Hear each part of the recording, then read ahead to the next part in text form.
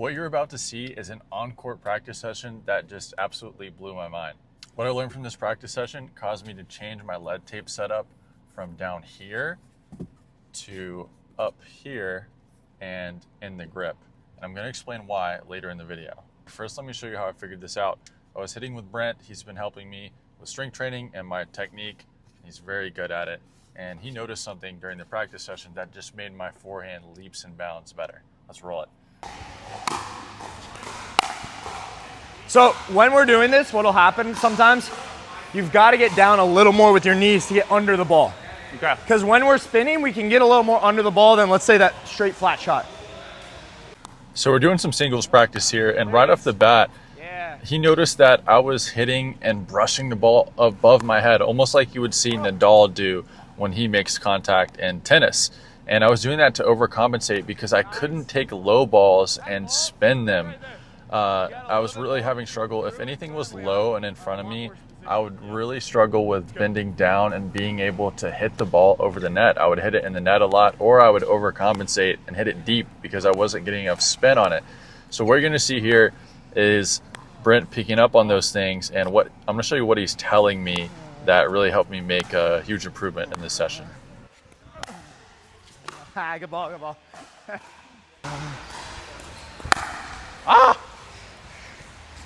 So there, just get more under. You're too high up on the ball. Yeah. I'm gonna try and give you that same shot. There it is. Still out. Get under that ball. There. Get under it. There it is. Yep. There it is. Put it away. So that miss right there, you're over the ball and you're starting to bend a bit. Instead of getting under with the shoulder and spin, you're just a little too much over and the spin's not there. And so another thing that you just did, I haven't really talked about, is catching the ball out in front. Right. When we're swinging, we want to be catching that ball out in front. Why? We can move our weight into the ball easier. Yeah. That ball is out in front, our weight's gonna come with it.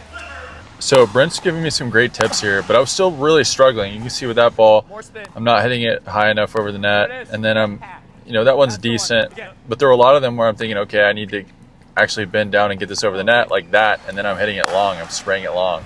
So still definitely struggling with it. It's a good shot, more spin. Now this is where the magic happens, and Brent's about to hand me a paddle that has the same lead tape setup that I showed at the beginning of the video. I just want to see if it feels different when you're hitting with spin. Okay. Don't go too hard on the first couple because it's very different. Yeah, instantly.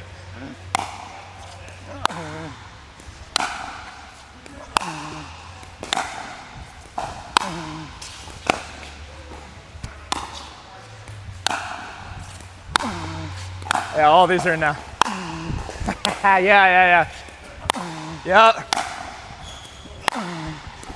All right. That was crazy. How's that feel? Feels pretty damn good, doesn't it? Yeah. So I don't even know if it's the paddle itself, but it's where I put the weight. Right. Right?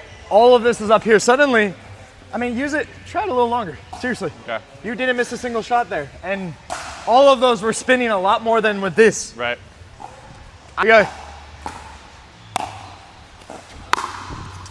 Yeah, you're making everything now.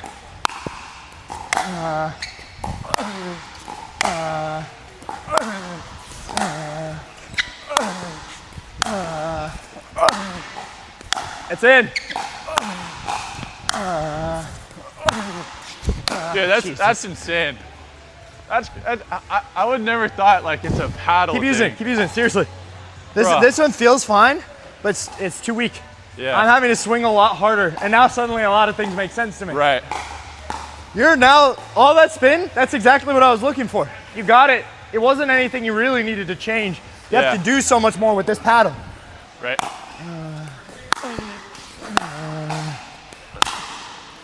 Or that.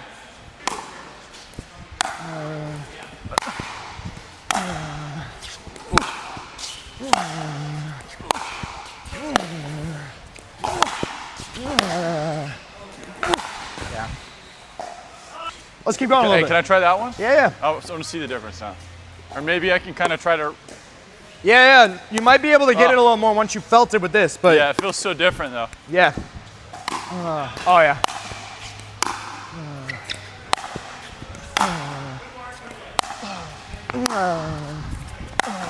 Golly. Right? Can't get it. Suddenly I stopped missing. Yeah. Like I was missing all those.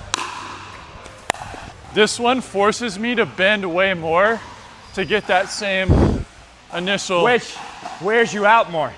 Yeah. Like we want to be bending, right? But we don't have to overbend.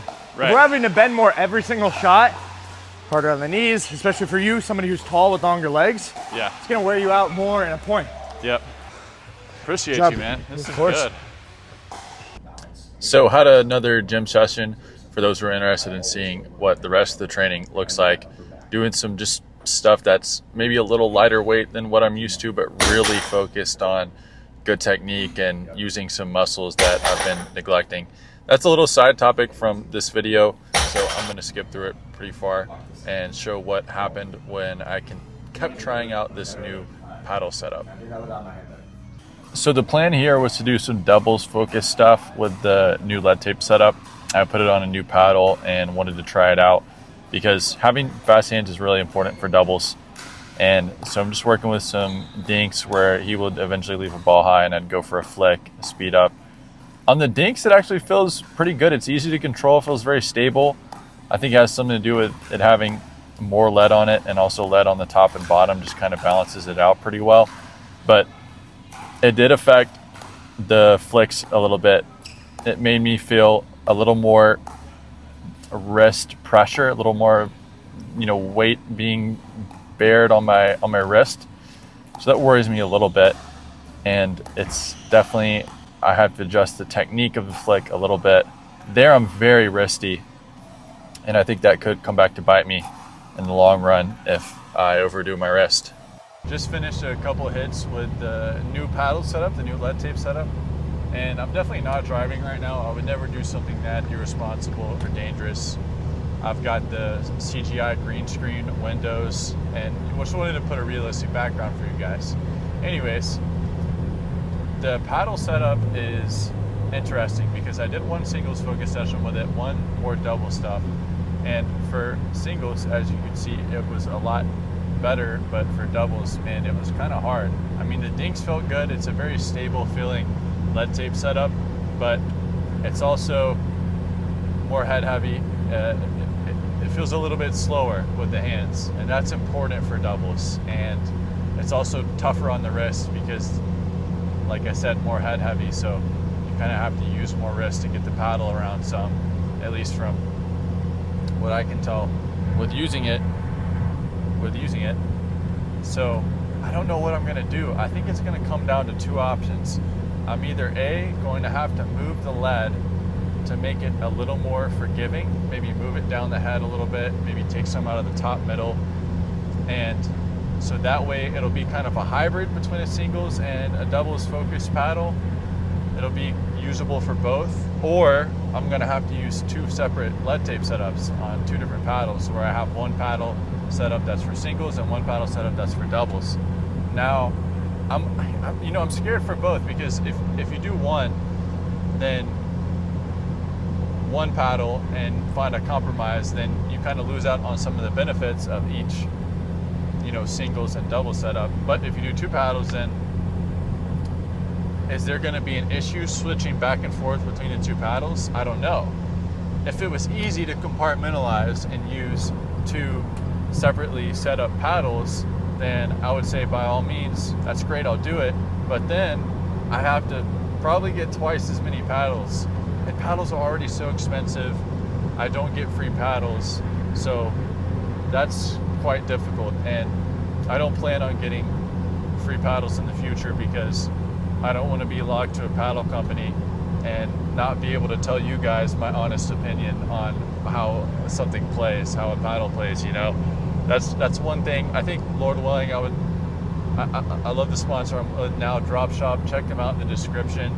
But they have a variety of different paddles, so I don't have to be like, yeah, this is the greatest paddle ever, if I don't really believe that. I don't want to promote anything that I don't actually believe in, because there's so many people in pickleball that do that. Don't ask me how I know. But anyways, I am going to have to figure out this paddle situation. So I think the rest of the week, I've got some more lead tape on the way from Amazon, and I'm going to be testing and seeing what's the best middle ground.